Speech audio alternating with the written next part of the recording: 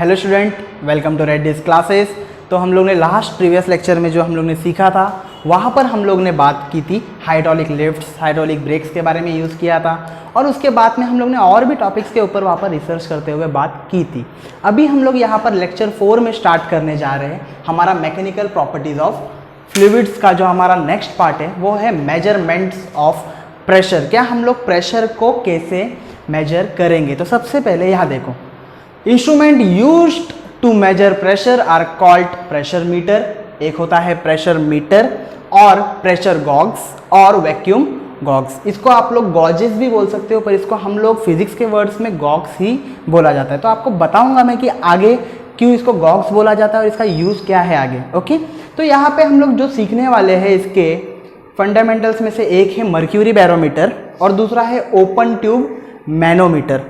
अब यहाँ पे मर्क्यूरी बैरोमीटर और ओपन ट्यूब मैनोमीटर का जो है डायग्राम के थ्रू आपको टेक्स्ट बुक में दिखाया हुआ है। यहाँ पर भी हम लोग उनका डेफिनेशन, उनका मतलब, डेरिवेशन और करता क्या है, इसका एक्चुअल में यहाँ पर काम क्या है फिजिक्स में, उसके बारे में हम लोग स्टडी करेंगे। तो चलिए देखते हैं। सो द फर्स्ट पिक यहाँ पर जो है हमारे पास मर्क्यूरी बैरोमीटर का आने वाला है और वो मर्क्यूरी बैरोमीटर जो है वो कुछ ऐसा दिखता है। यू कैन सी, ये मर्क्यूरी बैरोमीटर जो है आपका कुछ इस शेप का है। ओके, तो इसमें होता क्या है, बैरोमीटर का मतलब, बैरोमीटर का एक्चुअल मतलब क्या है। देखो, N instrument which measures ATMP, what does this means. इसका मतलब होता है एटमॉस्फेरिक प्रेशर। इसके बारे में तो हम लोग ने पहले भी स्टडी किया, denoted by P0, it is denoted by P0। ये जो है an instrument which measures atmospheric pressure is called barometer, is called as barometer. First barometer जो था वो बना था टॉरिसेली ने बनाया था। किसने बनाया था? टॉरिसेली ने। तो टॉरिसेली जो है वो एक इटालियन साइंटिस्ट है, उन्होंने इसके ऊपर वर्क किया था। He worked on the fundamentals of barometer. What does barometer do? It is an instrument which measures atmospheric pressure. You have to find what does denotation means. This denotation is P0. P0 means atmospheric pressure. So here we are going to measure the value of atmospheric pressure. So see, first of all, what was the main purpose for it? It was making atmospheric pressure or measurement of atmospheric pressure. Torricelli used mercury as an equipment. In an apparatus, he used mercury. But as use of mercury is not advised in laboratories now. Why? Because mercury vapors are hazardous for life as well as for environment. Mercury बहुत ज़्यादा hazardous है। टॉरिसेली ने mercury use किया था, but अभी mercury का use करना ban कर दिया है लेबोरेटरीज में। ओके, उसको हम यूज़ नहीं कर सकते। उसका क्वेश्चन आप लोगों को, क्वेश्चंस को ध्यान रखना है। अब देखो, सबसे पहले तो जैसे जैसे हम लोग वर्क करते हैं इसके ऊपर, आप लोग इस डायग्राम को देख सकते हो। इस डायग्राम पे थोड़ा ध्यान देना कि क्या होता है। ये डायग्राम आपके टेक्स्ट बुक में भी दिया हुआ है। तो इस डायग्राम में थोड़ा सा एक वेसल का इस्तेमाल किया गया है। तो कैसे वर्क करता है, सबसे पहले तो मैंने आपको बताया, an instrument which measures atmospheric pressure is called as barometer. It was first made by Italian scientist Torricelli. आगे मैंने बताया टॉरिसेली ने क्या यूज किया था। Torricelli used mercury. अभी मर्क्यूरी का यूज करना बैन है। हम लोग थोड़ा ऊपर देखेंगे, इस डायग्राम को थोड़ा सा ऊपर लेके देखते हैं कि ये दिखता कैसे। सो ये देखिए, एक्चुअल डायग्राम इसका कुछ इस शेप में होता क्या है। यहाँ पे सबसे पहले देखो, एक वेसल को ले लिया है, साथ में उन्होंने ले लिया है एक टेस्ट ट्यूब। इसको एक टेस्ट ट्यूब ले लिया है। ये जो पार्ट है इसके अंदर उन्होंने क्या भर दिया है? मर्क्यूरी। इसके अंदर उन्होंने भर दिया है मर्क्यूरी। और करते क्या है, कुछ नहीं किया, इसको ले लिया ऐसा एक शेप का, समझो बीकर ले लिया है या फिर छोटा सा कुछ वेसल ले लिया है। ऊपर से टेस्ट ट्यूब को डाल दिया उसके अंदर टेस्ट ट्यूब जैसे डाल दिया। तो क्या हुआ, जो मर्क्यूरी था, फर्स्ट ऑफ ऑल मर्क्यूरी चिपकता नहीं है, वो एक चिपकता नहीं है। उसके एटम्स जो मॉलिक्यूल्स होते हैं वो एकदम सेपरेटली वर्क करते हैं। तो क्या होता है, जैसे उन्होंने ऊपर से डिप किया, मतलब एक्चुअली यहाँ पर क्या हुआ है, ये आपका ये ऐसा वेसल था, यहाँ पर मर्क्यूरी डिप थी। ओके, मर्क्यूरी डाला हुआ था। ऊपर से ये जो टेस्ट ट्यूब है उसको इसके अंदर डाला गया। तो जैसे अंदर डाला तो टेस्ट ट्यूब कुछ पार्ट तक भर गया है। अगर इसका आपको एक अच्छा सा एग्जांपल देखना है तो कुछ नहीं करना, घर पे ग्लास ले लो, स्ट्रॉ तो पता ही होगा, स्ट्रॉ तो आता ही है, बाहर मिलता भी है। ग्लास ले लो, पानी से भर दो, ऊपर से स्ट्रॉ डाल दो। आप लोग देखोगे कि कुछ लेवल, पानी के लेवल से थोड़ा ऊपर तक स्ट्रॉ के अंदर वाटर थोड़ा सा ज्यादा आ गया है। तो एग्जैक्टली यहां पर भी वही हुआ।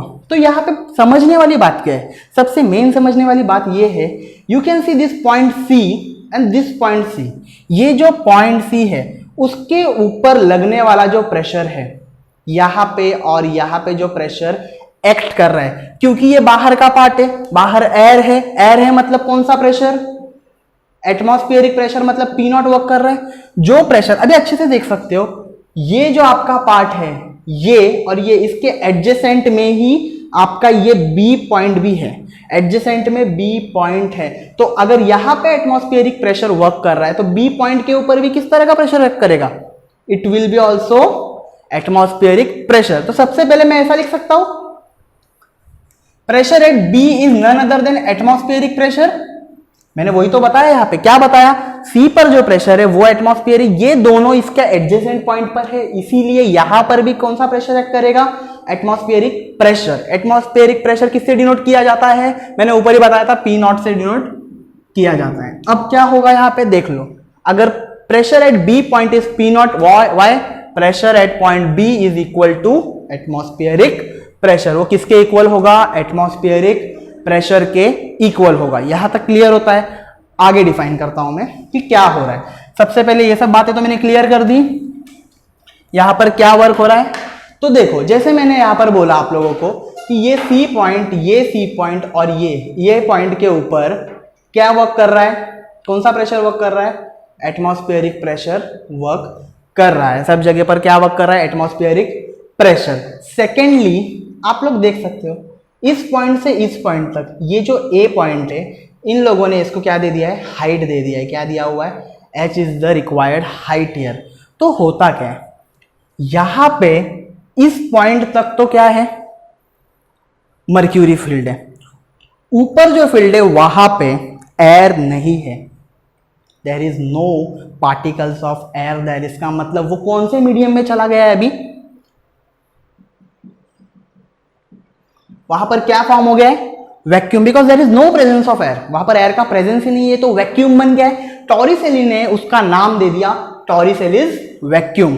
टॉरिसेली ने उसका नाम क्या कर दिया, टॉरिसेलिस वैक्यूम डाल दिया। मतलब यहां पे क्या है, एयर का प्रेजेंस नहीं है, एयर का प्रेजेंस यहाँ पे नहीं है, मतलब ये वैक्यूम हो गया। मतलब एयर पे यहाँ पे पी ऑफ ए पे प्रेशर क्या बनेगा, प्रेशर तो जीरो होगा, कुछ भी नहीं है। मतलब क्या, अगर एटमॉस्फेयर भी प्रेशर अप्लाई नहीं कर रहा है वहां पे, तो वहां का प्रेशर क्या हो जाएगा, इट विल बी जीरो। सो यहां तक इतना पता चल गया। दूसरा, हम लोग अभी तक तभी से एक ही इक्वेशन कर रहे, प्रेशर पर वर्क कर रहे थे, हम लोग हाइड्रोलिक लिफ्ट पर वर्क कर रहे थे। हाइड्रोलिक ब्रेक्स में एक ही फॉर्मूला मैक्सिमम टाइम आया है, और वो फॉर्मूला क्या था आपका, ये वाला formula, P naught is equal to P1 plus H rho G.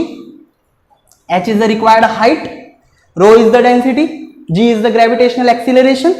ये तीन चीजें हैं। P naught is the atmospheric pressure and P1 is the normal pressure applied there. ये तो आपका फॉर्मूला याद करके रखना ही पड़ेगा, इसी के ऊपर आपके न्यूमेरिकल्स सॉल्व होने वाले हैं।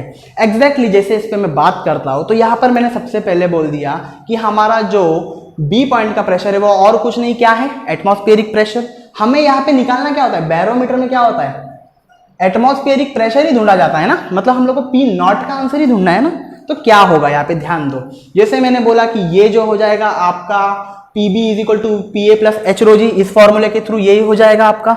दूसरी बात, मैंने ये एक बात और कर दी कि A पर जो प्रेशर होगा, यहाँ पे A पे जो प्रेशर होगा ऊपर से लगने वाला, वो क्या होगा, जीरो होगा, क्योंकि वैक्यूम मीडियम है। सेकेंडली वैक्यूम वो पॉइंट A। तो मैं यहाँ पे क्या लिख सकता हूँ, if PB is equal to PA plus H rho G, PA का वैल्यू अगर जीरो हो जाता है तो ये जीरो हो गया, तो PB क्या मिलेगा, एच रो जी मिलेगा ना। और मैंने यहाँ पे पहले ही बोला, what is PB, pressure at B point is none other than what, it is equal to atmospheric pressure. ये एटमॉस्फेरिक प्रेशर के इक्वल है, इसलिए इसको हम लोग क्या लिख सकते हैं, atmospheric pressure is H rho G. H is the height, rho is the density, G is the gravitational acceleration. ये है आपका बैरोमीटर। आपको यहाँ पे जितना मैंने कंटेंट ऊपर रखा हुआ है, आपको उतना ही पेपर में भी लिखना है, फुल मार्क्स मिलेंगे। Okay, let us go to the next topic, open tube manometer.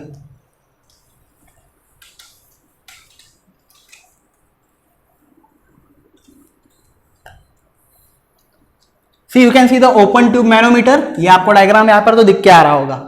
अब होता क्या है, it is use to find pressure in the container. अब कैसे कंटेनर, यहां पर इस डायग्राम में आपको मैं बता देता हूं कि कंटेनर कहां पे है। This D point is the container. और जब भी बात याद रखो, मैनोमीटर है, नैनोमीटर नहीं है, मैनोमीटर है। तो manometer is always which shape, किस शेप का दिख रहा है आप लोगों को, it is U shaped. Manometer is U shaped. तो यहां पे क्या कर दिया है, ये एक कंटेनर है, ऊपर से लिक्विड को इसके अंदर डाल दिया है। लिक्विड जैसे डाला तो वो भरते भरते भरते कुछ सी पॉइंट तक पहुंच गया, यहां तक पहुंच गया। उन्होंने यहां पर बी पॉइंट को एक मार्क कर लिया, बी पॉइंट को यहां पे मार्क कर लिया। तो सबसे पहले आप देख सकते हो यहां पे क्या होता है, आप लोग देख सकते हो ये जो बी पॉइंट है और ये जो सी पॉइंट है, फिर से ये दोनों अपने सामने सामने आ गए, मतलब एडजेसेंट साइड पर है। तो जो प्रेशर सी पर लगेगा वही प्रेशर बी पे लगेगा। आओ, मेरा पहला इक्वेशन बन गया, PC is equal to PB. इसका मतलब क्या है, pressure at point B is same in pressure, sorry is same as pressure C, तो दोनों लिख दिया।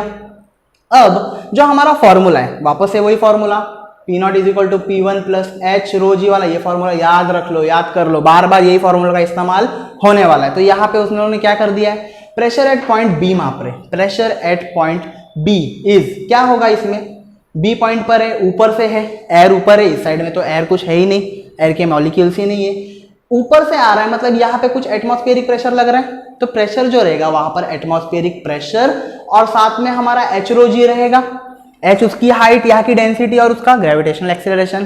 पानी ऊपर से डाला है तभी तो नीचे आ रहा है, एग्जैक्टली। तो ये क्या बन जाएगा, जैसे मैंने बोला पीबी बन जाएगा हमारा atmospheric pressure plus H rho जी। तो पीबी को हम कैसे लिख सकते हैं, P not plus H rho जी लिख सकते हैं। तो ये क्या है, सेम है, दोनों भी सेम लग रहा है ना। PB is equal to what, P not plus H rho G, ये बन गया। अब यहां पे ध्यान दो, ये आपका इक्वेशन नंबर 1 है, इसको हम लोग ने इक्वेशन नंबर 1 ले लिया। सेकेंडली, पास्कल्स का principle, according to Pascal's law, उन्होंने क्या कहा था, हर फ्लूइड के ऊपर जो उसके मॉलिक्यूल्स होंगे वो equal and undiminished pressure apply करेंगे। मतलब हर जगह में जो प्रेशर होगा वो क्या होगा, क्या होगा, वो जो प्रेशर लगाएंगे it will be always equal to each other, साथ में जो लगाएगा प्रेशर वो इक्वल ही होगा। तो यहां पे भी क्या होता है, सबसे पहले ये कंटेनर, यहां पे मैंने इसको बोला कि ये क्या है, this is the container. What is this, ये है आपका कंटेनर। अब इस कंटेनर में अगर मैं बात करता हूं तो हमें ढूंढना क्या है, एक्चुअल में यहां पे प्रेशर ढूंढना है, प्रेशर एट पॉइंट डी, मतलब ये प्रेशर यहां पे, अगर मैं मानता हूं कि यहां पे प्रेशर क्या है, P, यहां पे प्रेशर क्या है, P, इस प्रेशर को मुझे यहां पे ढूंढना है। ओके, कंटेनर का प्रेशर ढूंढना है। स्टार्टिंग में बोला था to find pressure in the container, और ये कंटेनर क्या है मेरा, ये वाला पार्ट है। तो सबसे पहले ये और ये, जितना प्रेशर D पे अप्लाई होगा उतना ही प्रेशर C पर अप्लाई होगा। मतलब क्या है, मैंने क्या बोल रहा हूं, जो यहां पर इसकी बात किया तो C और B तो हम लोग ने पहले ले लिया, pressure C will be equal to pressure B। Pascal के हिसाब से यहाँ पे जो फ्लूइड प्रेशर लगाएगा सी पॉइंट पे उतना ही लगाएगा। You can see this indicated arrow. अब मैंने बोला डी पर जो प्रेशर है उसको मैंने क्या वो लिया है, पी ले लिया है, और वो किसके इक्वल होगा, सी के। तो मैं सेकंड इक्वेशन में P is equal to P C लिख सकता हूँ according to Pascal's principle. Pressure at C is same as at D in the inside chamber, ये चैम्बर के अंदर की बात चल रही है। Therefore the pressure in the container क्या हो जाएगा, जो मैंने यहाँ पे बोला P is equal to P C, exactly वो हो गया। अगर PC is equal to PB है, अगर यहां पर ध्यान दो, मैं थोड़ा इसको रफ कर देता हूं, अगर PC is equal to PB है, PC is equal to PB है और P is equal to PC है, मतलब ये जो चैम्बर के अंदर, इसको मैंने क्या लिया है, D के ऊपर का जो प्रेशर है उसको P लिखा है, और इसका प्रेशर PC रहेगा और इसका प्रेशर PB रहेगा। तो मैंने क्या बोला, अगर PC जो है pressure of C is equal to pressure of B as well as pressure P in the container is equal to the pressure at point C, तो यहां पे अगर इसको मैं इक्वेशन 1 में डाल दूं, ये हमारा इक्वेशन 1 है। पीबी किसके इक्वल था? पीसी के। पीसी किसके इक्वल है? पी के। तो मैं लिख सकता हूं फर्स्ट इक्वेशन में P is equal to P not plus H rho G. P is equal to P not plus H rho G. मुझे मिल गया यहां पे आंसर। क्या मिल गया आंसर मुझे? कि अगर pressure in the container D is the atmospheric pressure as well as the height, the density and the gravitational acceleration. Okay, ये समझ में आ गया। यहां तक डेरिवेशन करना कुछ नहीं है। इस पी नॉट को प्लस से वहां लेके चले जाओ, क्या हो जाएगा? माइनस हो जाएगा। And P minus P not is equal to H rho G. इसी का नाम है गॉग प्रेशर। इसी को हम लोग क्या कहते हैं? Gogh pressure in the container. मतलब गॉग क्या? टाइटली पैक्ड भी बोल सकते हैं उसको। तो आप लोग देख सकते हो यहाँ पे ये पैक्ड था। इसी को हम लोग ने मैनोमीटर में ढूंढा है। बैरोमीटर क्या ढूंढता है? Atmospheric pressure. मैनोमीटर क्या ढूंढता है? एक पर्टिकुलर पॉइंट का प्रेशर। ओके, यहां तक समझा आप लोगों को? तो यही थे इनके दो चीज जहां पर मेजरमेंट ऑफ प्रेशर को हम लोग सीखते हैं।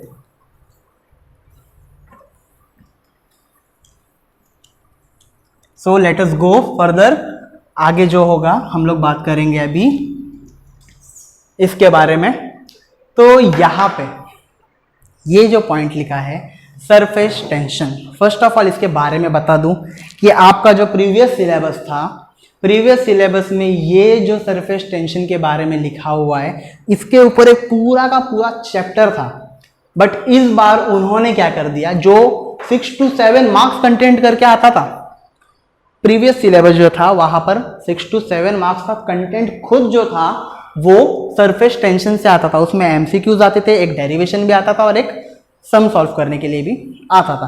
बट इस बार इन्होंने क्या कर दिया है, इस टॉपिक को आपके मैकेनिकल प्रॉपर्टीज ऑफ फ्लूइड्स में ही डाल दिया है। तो देखेंगे सबसे पहले तो जो सरफेस टेंशन है ज्यादा कुछ हार्ड नहीं है, बहुत इजी है। अगर देखोगे, ध्यान दोगे तो बहुत ही ज्यादा इजी है। तो सबसे पहले चलिए कुछ बातों पर रिकॉल कर लेते। You must have blown soap bubbles in your childhood. What is their shape? उसका शेप क्या होता है आपको पता है, सर्कुलर शेप का कुछ होता है, राउंड शेप में भी बोल सकते हैं। Why does a greased razor blade floats on the surface of water? Razor blade के ऊपर अगर ग्रीसिंग कर दोगे और उसको पानी में डाल दोगे तो क्या हो जाएगा, वो उसके ऊपर क्या करना चालू करेगा, फ्लोट करेगा। Third, why can a water spider walk comfortably on the surface of still water? तो ये भी क्यों होगा, इसके बारे में भी जानेंगे। Why are free liquid drop and bubble always spherical in shape? तो इन चारों का आंसर और कुछ नहीं है, ऊपर लिखा गया टॉपिक ही है। इसका आंसर क्या है, सरफेस टेंशन। सरफेस टेंशन का ये जो रीजन है, इस वजह से ये सब चीजें पॉसिबल है। देखो यहाँ पे भी सरफेस टेंशन, ये तो शेप के बारे में बात कर रहा था। सरफेस टेंशन होता क्या है? It is a property of a liquid at rest. मतलब कि समझो कि ये वेसल है, यहाँ पर लिक्विड पोर है, तो इसके मॉलिक्यूल्स तब तक नहीं हिलेंगे जब तक हम इसके ऊपर किसी ना किसी तरह का फोर्स अप्लाई नहीं करते या किसी तरह का प्रेशर अप्लाई नहीं करते, तब तक के वो जो मॉलिक्यूल्स होंगे वही के वही रहेंगे और यहाँ पर किसी तरह का चेंज आता नहीं है। Property of a liquid at rest पर। ओके, तो चलिए सरफेस टेंशन के बारे में तो आप लोगों ने पढ़ लिया है। अब कैसे वर्क करता है, कैसे फोर्सेस है, कैसे प्रेशर है, उसके बारे में हम लोग देखते हैं। तो देखो यहाँ पे सबसे पहले फर्स्ट पॉइंट जो हम लोग सीखने जा रहे हैं यहाँ का टॉपिक में, वो है आपका ये part. It is what, intermolecular force. Intermolecular force. तो सबसे पहले this is one molecule and this is the another molecule.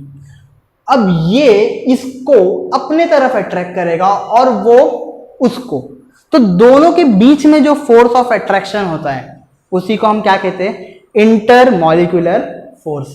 दोनों के बीच में जो फोर्स अट्रैक्शन होता है, फोर्स ऑफ अट्रैक्शन जिसे कहते हैं, it is called as what, intermolecular force. First of all एक पॉइंट तो क्लियर है, matter is made up of molecules, चलो ये तो क्लियर है। Secondly, any two molecule attract each other. कोई भी दो मॉलिक्यूल एक दूसरे को क्या कर रहे हैं, अट्रैक्ट कर रहे हैं। तो यहां पे देखो, the force between molecule, the force between any two molecule और force between molecule is called as what, intermolecular force. तो ये डेफिनेशन आपको याद रखना है। Matter is made up of molecules, any two molecule each other, that is what, the force between molecules is called intermolecular forces. Okay, इसको हम क्या कहते हैं, इंटरमॉलिक्यूलर फोर्सेस या फिर फोर्स कहते हैं। ओके, अब there are two types of intermolecular forces, it is cohesive and adhesive. Cohesive and adhesive के बारे में हम लोग यहां पर बात करने वाले। What is a cohesive force? What is a cohesive force? A force between two molecules of same substance. To molecule of same substance मतलब क्या? ये एक ग्लास ले लिया मैंने और इसके अंदर क्या भर दिया मैंने? पानी भर दिया। तो इसके अंदर मॉलिक्यूल जो होंगे किसके होंगे? वाटर के होंगे। सेम सब्सटेंस है ना, वाटर मतलब सेम सब्सटेंस है ना उसके अंदर। तो वो दोनों जो वहां पर फोर्स अप्लाई करेंगे दोनों के बीच में, तो वो क्या होगा? It is called as cohesive force and is also known as cohesion. It is known as cohesion. Secondly, इसी में मैं एडेसिव बता देता हूं। ये वाटर इस ग्लास के साथ फोर्स अप्लाई कर रहा है। वाटर अलग मॉलिक्यूल है और ग्लास का अलग मॉलिक्यूल है। अगर सेम मॉलिक्यूल से होगा तो कोहेसिव, अलग अलग डिफरेंट मॉलिक्यूल से होगा तो adhesive. The force between two molecule of different substances is called adhesive force, is called as adhesive force. Strongest in solid and weakest in gases. Cohesive force strong कहां पर होता है? Solid में, because if solid is bonded to another solid और binded with each other, तो उनका force of attraction थोड़ा ज्यादा होगा, उनको तोड़ना भी बहुत ज्यादा हार्ड हो जाएगा। और गैसेस में कैसे गैसेस रिलीज हो जाती है, तो उनके फोर्स जो होंगे वो तो स्प्रेड आउट हो जाएंगे। Therefore it is strongest in solid and weakest in gases. Hence solid have definite shape while gases doesn't. Next, don't. अब यहां पे जो बात है, force of attraction between glass and water, जो मैंने बात की यहां पर ही खुद बता दिया था आपको। डिफरेंशिएट कोहेसिव और एडिसिव का यहां पे मिल गया है। बहुत इजी टॉपिक है, ज्यादा कुछ हार्ड नहीं है। सेम मॉलिक्यूल से होगा कोहेसिव, डिफरेंट मॉलिक्यूल से होगा या फिर डिफरेंट सब्सटेंसेस से होगा तो एडेसिव। ओके, चलिए आगे देखते हैं अभी।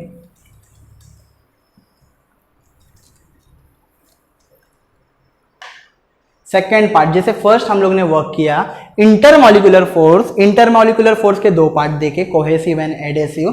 अब हम लोग सीखेंगे range of molecular force. Range of molecular force, range मतलब क्या? कितना ताकत है उसका, किसका? उस फोर्स का। अब कैसे आएगा वो फोर्स, देखिए अच्छे से। फर्स्ट ऑफ ऑल मैं मान लेता हूं कि ये एक मॉलिक्यूल है। ये जो आपको दिख रहा है ये M एक आपका मॉलिक्यूल है।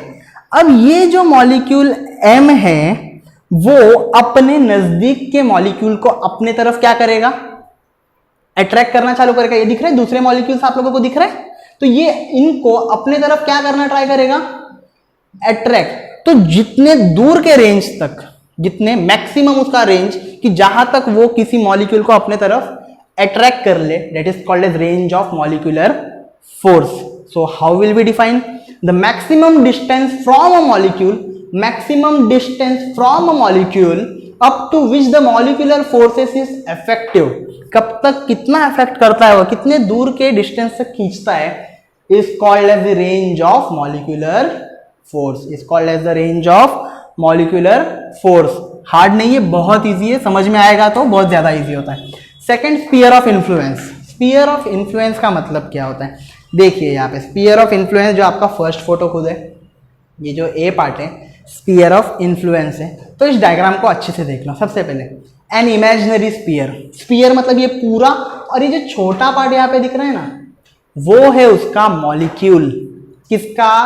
Liquid molecule. ये एक मॉलिक्यूल है और ये पूरा स्फीयर बना हुआ है। You can see this sphere, ये जो पूरा स्फीयर है। An imaginary sphere with molecule at its centre.